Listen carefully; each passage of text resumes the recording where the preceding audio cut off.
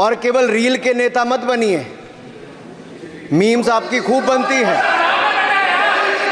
Real नेता बनने के लिए सच बोलना पड़ता है। और सर कुछ लोग एक्सीडेंटल हिंदू हैं और महाभारत का ज्ञान भी एक्सीडेंटल है। सर इनके लिए ओबीसी का मतलब है only for brother in law commission, only for brother in law commission. और only for brother in law commission के लिए काम करने वाली पार्टी अदर बैकवर्ड कास्ट की बात करती है तो आर्मी को भी पंखे के साथ लटकर आत्महत्या कर लेनी चाहिए। माननीय सभापति जी, जिसकी जात का पता नहीं वो गन्ना की बात करता है।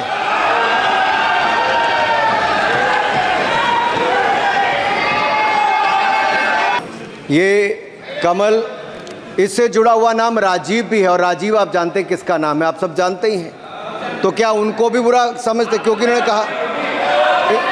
इन्होंने राजीव को हिंसा के साथ जोड़ने की बात कही, कमल को हिंसा के साथ जोड़ने की बात कही। लेकिन मैं कहना चाहता हूं मां लक्ष्मी का आसन भी कमल है, हमारा राष्ट्र पुष्प भी कमल है। और जिस पद्मासन मुद्रा में सिंधु सभ्यता में भगवान शिव की पशुपति नाथ के रूप में मूर्ति मिली थी, लोकमान्य तिलक पद्मासन मुद्रा में ही समाधिलीन हुए थे। आप कहते हैं कमल के चारों तरफ हिंसा है। आप कमल का अपमान नहीं कर रहे, आप बल्कि महायोगी भगवान शिव, भगवान बुद्ध और लोकमान्य तिलक जैसे महापुरुषों का अपमान कर रहे हैं। इसलिए अगली बार कमल के बारे में बोलने से पहले थोड़ा सोच कर बोलिए कि आप किस किस का अपमान कर रहे हैं। और केवल रील के नेता मत बनिए, मीम्स आपकी खूब बनती है। रियल नेता बनने के लिए सच बोलना पड़ता है। और सर कुछ लोग एक्सीडेंटल हिंदू हैं और महाभारत का ज्ञान भी एक्सीडेंटल है। और उस नेता के अलावा और कौन नहीं जानता कि महाभारत में अभिमन्यु का वध 7 महारथियों ने मिलकर किया था। जयद्रथ, दुर्योधन, दुशासन, कर्ण, द्रोणाचार्य, कृपाचार्य और शकुनी। लेकिन राहुल जी ने कभी महाभारत, शायद अब मुझे तो पता नहीं, पढ़ा भी नहीं, पर देखा भी नहीं होगा शायद सर मुझे लगता है अंकल सैम ने लिख कर दिया होगा, अंकल सोरोस ने लिख के दिया होगा, कहीं से पर्ची बनकर आई होगी और कूल डूड बनने का प्रयास किया होगा। मैं इतना ही कहूँगा, कल जो चक्रव्यूह में फंसाने की बात कर रहे थे वो कर्ण को करना कह रहे थे, कृपाचार्य जी को कृपचाय बोल रहे थे। चलिए छोड़िए उसको। अध्यक्ष जी, कल तो ऐसा लग रहा था सदन के अंदर महाभारत पर इतना सारा ज्ञान दिया गया कि एक समय ऐसा लगा BR चोपड़ा के महाभारत के धारावाहिक का संगीत गूंजने लगा हो। और कहीं ना कहीं उन्होंने एक बार महाभारत पढ़ने के लिए फिर प्रेरित किया। मगर इस बार महाभारत पर मैंने एक नई पुस्तक पढ़ी जो उनकी पार्टी के विद्वान सांसद, जो इस सदन के सदस्य भी हैं, उन्होंने लिखी है। और उस पुस्तक का नाम है the Great Indian Novel. Rahul ji को अगर महाभारत और चक्रव्यूह के विषय में विस्तृत जानकारी लेनी है तो अपने उस सांसद से वो संपर्क कर सकते हैं। और मैं बताऊंगा, शशि थरूर जी ने, शायद वही राहुल गांधी जी को बता दें या बताएंगे, नहीं तो मैं बता देता हूं कि आपने महाभारत और भारत के स्वतंत्रता संघर्ष को मिलाकर जो उपन्यास लिखा है उसके पात्र कौन कौन हैं। इस उपन्यास में धृतराष्ट्र के रूप में किस नेता को दिखाया गया है, कौरव किस पार्टी को कहा गया है, इस उपन्यास में प्रिय दुर्योधनी कौन है। जब राहुल जी को इसका पता चलेगा तो मुझे लगता है कहीं ना कहीं शशि थरूर जी पर कार्रवाई ना हो जाए। लेकिन क्या है साहब, ये लोग तो संविधान दिखाते थे, पढ़ते नहीं थे। मैंने उस दिन पूछ लिया कितने पन्ने होते, तो वो भी नहीं बता पाए। मैंने उसके बाद पूछा कि ये जो आप संविधान की कॉपी लेकर चलते हो, इसका प्रीफेस पढ़ा है, इसका फॉरवर्ड पढ़ा है, इसकी प्रस्तावना किसने की है?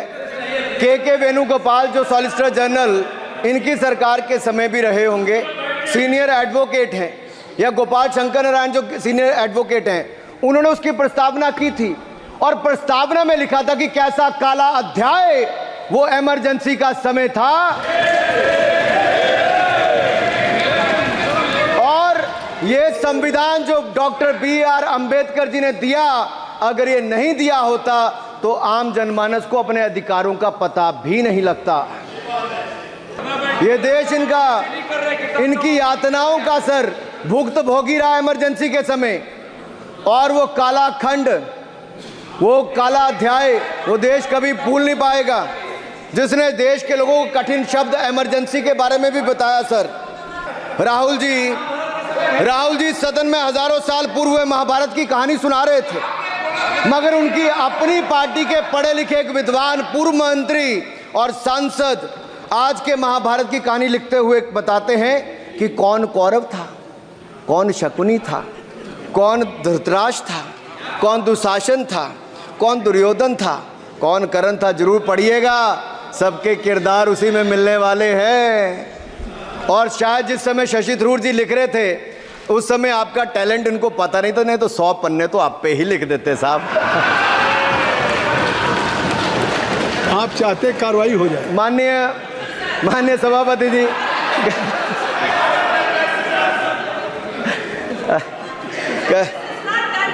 कल जब राहुल गांधी जी चक्रव्यूह पर बहुत ज्ञान दे रहे थे, तो पीछे 2 लोग, कुमारी शैलजा जी और दीपेंद्र जी बैठकर मुस्कुरा रहे थे। अब शायद राहुल जी वो पीछे हंस तो रहे थे, लेकिन आप एक बात जरूर कर लीजिए,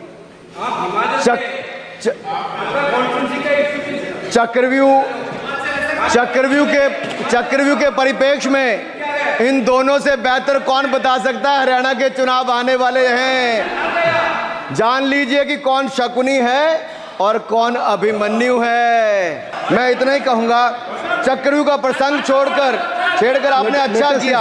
इस देश ने बहुत सारे चक्रव्यूह देखे, कांग्रेस का चक्रव्यूह सर, इसके 7 किरदार मैं बताता हूं सर। पहला कांग्रेस, दूसरा पंडित नेहरू, सर नाम लेने के लिए मना किया, मैं दूसरी तरह से बोलता हूं।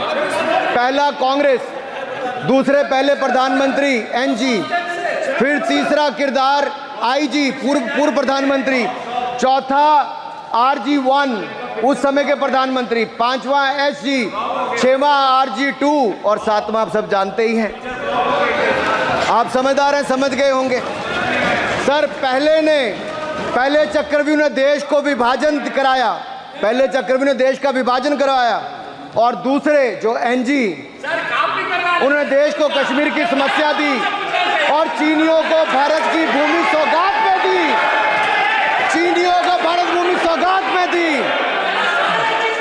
सर तीसरे चक्रव्यूह IG ने, पूर्व प्रधानमंत्री IG ने देश को आपातकाल दिया, इमरजेंसी दी और पंजाब में अशांति दी।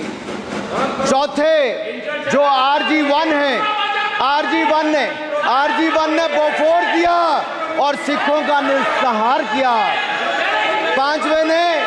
पांचवें जो ऐसी हैं, उन्होंने सनातन धर्म परंपरा के प्रति नफरत का नैरेटिव बनाया, 12 लाख के करोड़ के घोटालों को संरक्षण प्रदान किया, देश की आर्थिक अर्थव्यवस्था को भंवर जाल में फंसाया। और छठे ठहरे आप, जिन्होंने पिछले 15 सालों में देश की राजनीति, संसदीय परंपरा और संस्कृति को इतना नुकसान पहुंचाया जितने कि ये बाकी 6 मिलकर चक्रव्यूह एक साथ मिलकर भी नहीं कर पाए। और रही 7वीं, उनका मैं नाम नहीं लूंगा, मैं इतना ही कहूंगा सभापति जी, 7 चक्रव्यूह ने मिलकर देश को गरीबी, भूखमरी, आतंकवाद, कट्टरवाद जैसे अनगिनत दुष्चक्रों में फंसा दिया था।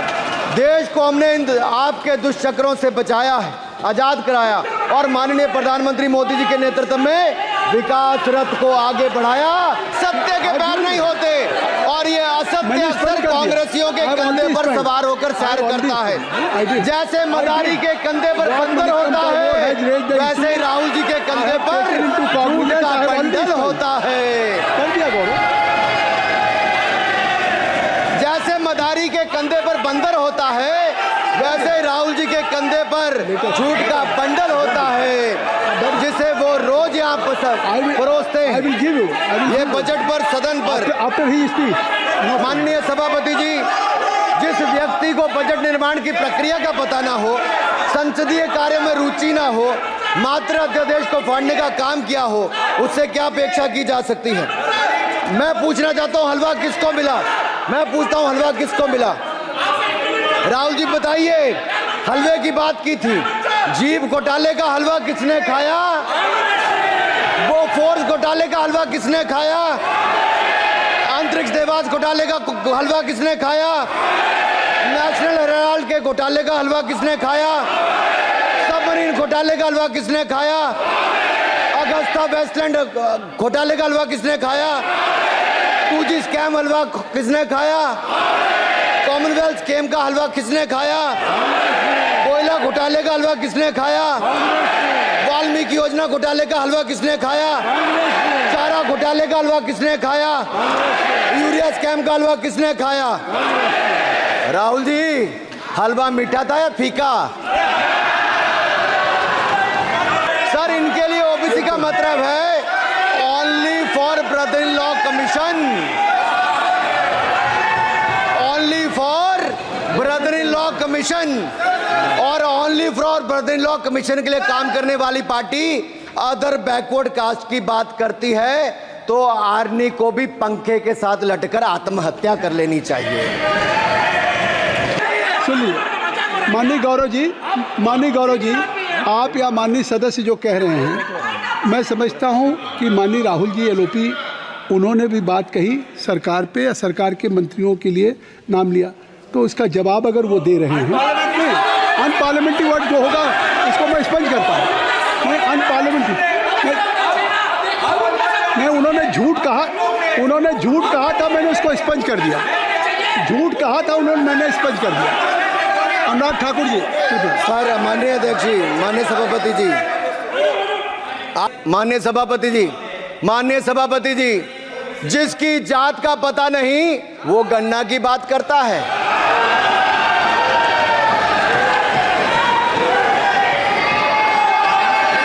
का विरोध किया था। एक मिनट माननीय मंत्री जी, एक मिनट। लीडर ऑफ अपोजिशन बोलना चाहते हैं, आप लोग बैठ जाएं। माननीय मंत्री जी की स्पीच, माननीय अनुराग जी की स्पीच खत्म हो जाए। बैठे आप लोग बैठ जाएं। मैं आपसे, उन्होंने मुझे इंसल्ट किया, मुझे बोलने दीजिए। उनकी बात खत्म हो जाए। उन्होंने इंसल्ट किया, उसके बाद मैं आपको अवसर दूंगा। नहीं सर, नहीं, उनके बाद अवसर दूंगा, आपको अवसर दूंगा। बैठ जाए, आप बैठ जाए, अवसर दूंगा। उनकी स्पीच खत्म हो जाए। प्लीज आप बैठ जाओ। अनुराग जी, कल किस को इंसल्ट कर रहे थे? आपको अवसर दूंगा। मैं नाम ले लूंगा, माइक आ जाएगा। स्पीकर सर, जो भी इस देश में दलितों की, आदिवासियों की, पिछड़ों की बात उठाता है, जो भी उनके लिए लड़ता है, उसको गाली खाना ही पड़ता है। और मैं ये सब गालियां खुशी से खाऊंगा, क्योंकि महाभारत की बात हुई तो महाभारत में अर्जुन को सिर्फ मच्छी की आंख दिख रही थी, उसी प्रकार मुझे सिर्फ मच्छी की आंख दिख रही है। जाति जनगणना हम करा के दिखाएंगे। खत्म। आपको जितनी गाली देनी है आप दीजिए, हम खुशी से लेंगे। धन्यवाद। गौरव, धन्यवाद। श्री अनुराग ठाकुर जी। गौरव जी, नहीं, गौरव जी, आप देखिए, गौरव जी, आपको हमने समय दीजिए। खत्म हो जाएगा सर। श्री राहुल गांधी, खत्म हो जाएगा सर। श्री राहुल गांधी, प्लीज राहुल गांधी जी, ये तय कर ली, ये तय कर ली। मुझे जब आप चाह रहे हैं, मैं आपको बोलने का अवसर दे रहा हूं। हाँ सर, तो कम से कम गौरव जी आपके बोलने के बाद ऐसी परिस्थिति न क्रिएट करें कि स्पीकर सर, सदन को चलाने की जिम्मेदारी जितनी सत्ता पक्ष की है उतनी प्रतिपक्ष भी है। अनुराग ठाकुर जी ने मुझ पर गाली दी है। नहीं, कोई बात मुझे सर बोलने दीजिए सर, मुझे उनको बोलने सर अनुराग ठाकुर जी ने मुझे इंसल्ट किया है, मगर मैं अनुराग ठाकुर जी से कोई माफ़ी नहीं चाहता हूं। मुझे कोई माफ़ी की ज़रूरत नहीं है। मैं लड़ाई लड़ रहा हूं, जितनी आपको गाली देनी है मैं आपसे कभी माफ़ी नहीं मांगूंगा। मुझे आपकी माफ़ी नहीं चाहिए। राहुल गांधी जी, मैं चेयर पे हूं और चेयर का काम है कि अगर कहीं भी कोई असंसदीय या किसी को गाली दी गई तो मैं उसको देखूंगा, मैं उसको कार्रवाई निकालूंगा, मिस्टर के उसको निकलवाऊंगा।